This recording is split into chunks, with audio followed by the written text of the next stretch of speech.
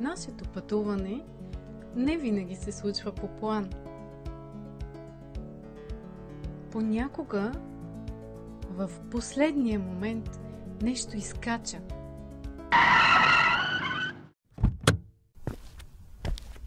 И тогава просто спираме, за да помогнем.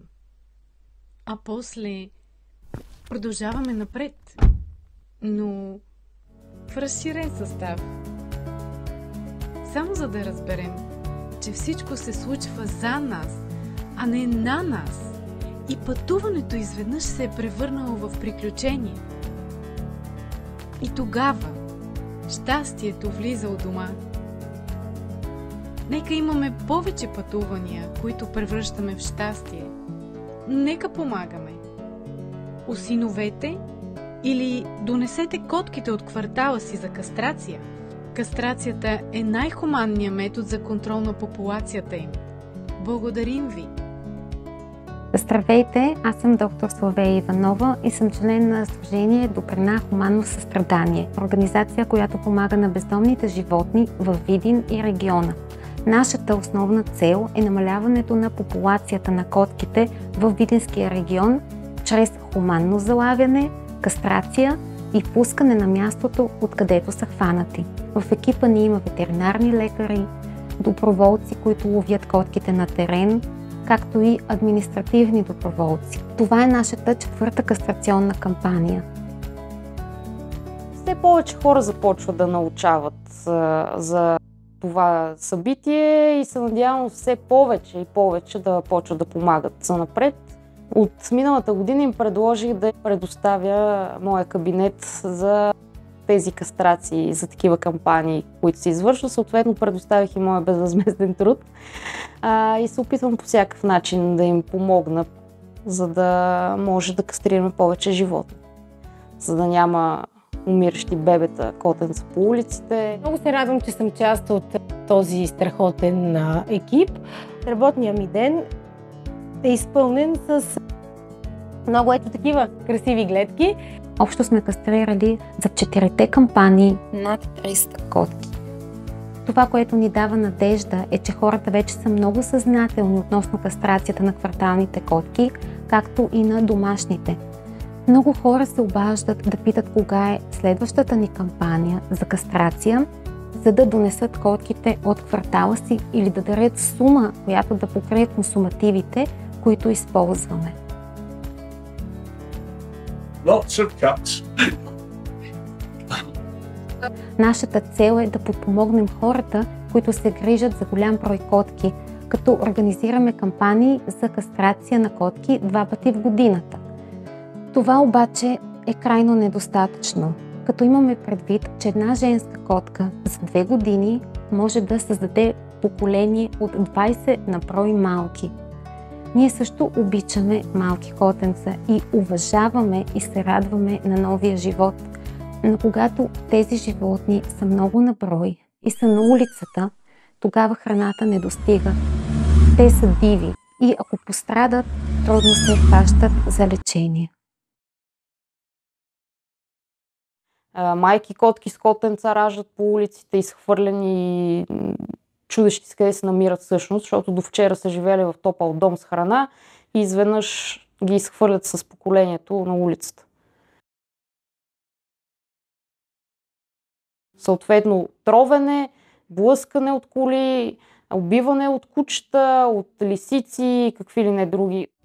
Известен факт е, че кастрацията е най-хуманният начин за намаляване популацията на котките. Кастрацията не само дава възможност на кастрираните животни да живеят по-пълноценен, но и по-здравословен живот. Мъжките не се разгонват, така че могат да се кастрират всяко време през годината, стига да могат да бъдат прибрани една нощ на чисто и топло. Много са ползите. Първо, животното става по-спокойно, защото не му се нарушава хормоналния баланс с няколко пъти в годината.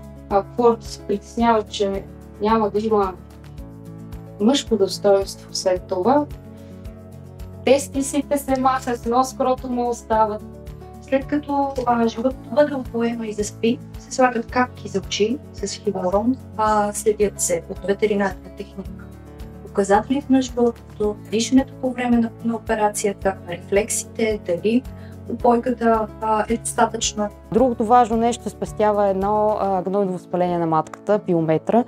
Даже имахме едно такова котенце миналия ден, което видимо нищо му нямаше, но се оказа, че с пилометра матката пълна с гной, след време, ако не го бяха довели, ще можеше да загуби живота си, защото това е живото застрашаващо състояние. Другия положителен ефект от кастрацията е много големи проценти се намалява шанса от рак на млечните жлези, които са страшно чести при котките. Това е противовъзпалително и обезболяващо. Това е антибиотик. Депо действие за 3 дни. И вече накрая обезпалително. Комбиниран препарат против вълки и вървеше. Даването на противозачатъчни хапчета доказано води до злокачествени образования. Хапчета против разгонване, които предизвикват, потенцират образуването на тези тумори, които в 90 и много проценти са злокачествени. Много често метастазират, не много често, почти винаги правят метастази към бял дроб, черва, черен дроб, стомах и така нататък, всички вътрешни органи и животинчето умира в адски мъки. С съвременното отглеждане на животни, което удължава естествено живота, има една 15 годишна котка с тумори, много тежко може да си живее старините. Докато кастрацията... Операцията е минимално инвазивна. Така че това спасява живот. Самата кастрация.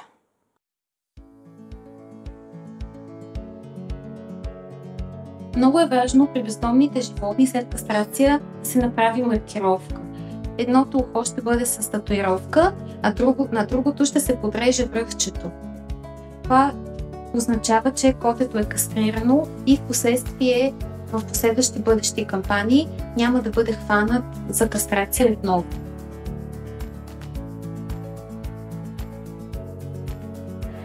Това, което ни радва, е, че много хора в България вече имат европейско мислене и осиновяват котки намерена на улицата.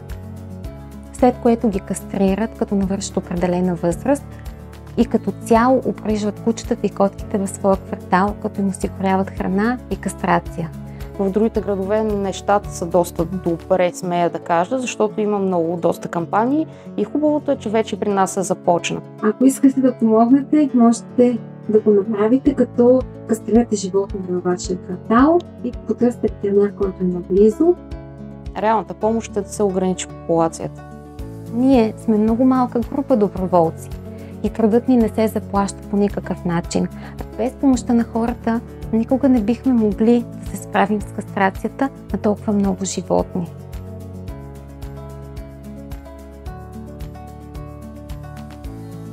Все повече възрастни хора се обръщат към кампаниите за кастрация и все повече ни търсят нас ветеринарните лекари за кастрация. Една хубава дейност кастрация. Така имат по-дълго време това животинче, което ги радва и го обичат, защото то става по-здраво и повече време му се радват. Идеята е организирането на кастрационните кампании да се случва всяка година по 2 пъти, пролет и есен. Плануваме следващата кастрационна кампания да бъде през месец септември. Аз съм човекът, на когото да се обаждате, за да запазите час за кастрация в удобен за вас ден. Сега кастрираме и в един момент ще се намали броя на страдалците по улиците. И това е реалната помощ, а не едно хранене просто. Целувки от нас!